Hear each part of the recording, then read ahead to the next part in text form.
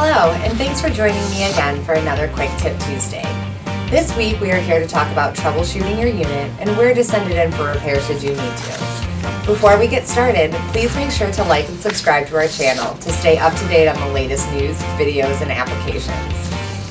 One of the first questions we ask customers when troubleshooting over the phone is what kind of unit they have and what problem they are experiencing. Today we will walk through common occurrences in the Mini-Ductor and Inductor line.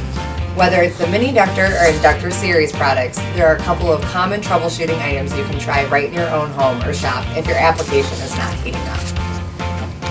If things are not heating up, make sure that what you are trying to heat up is ferrous. Try sticking a magnet to the application to determine if it's ferrous or magnetic.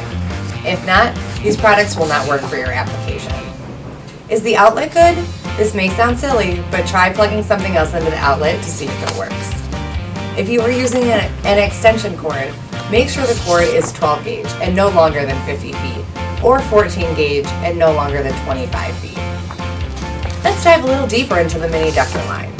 If the unit is not turning on, there is a possibility that the unit overheated. Unplug the unit from the wall and let the tool cool down. Did you hear a popping noise when using the unit? If so, you will need to send the unit in for repair. Another thing to look for would be the condition of your coils. If they are brittle and frayed, this could be a reason the application is not heating up. In this case, the coils just need to be replaced. Is the fan running when the unit is engaged? If not, the unit will need to be sent in for further evaluation. If you are still experiencing a problem with your Mini-Ductor, please send it into our office. If you are located outside the USA, please call our office for further instruction. Let's move on to troubleshooting the Inductor Series. Do you hear a beeping sound when the foot pedal is engaged? If so, this means that the unit's getting power. If you hear a clicking sound, the unit will need to be sent in for repair. Is the gauge on the front display moving? Place the attachment against metal. If the gauge is moving, it's working. If not, try another attachment.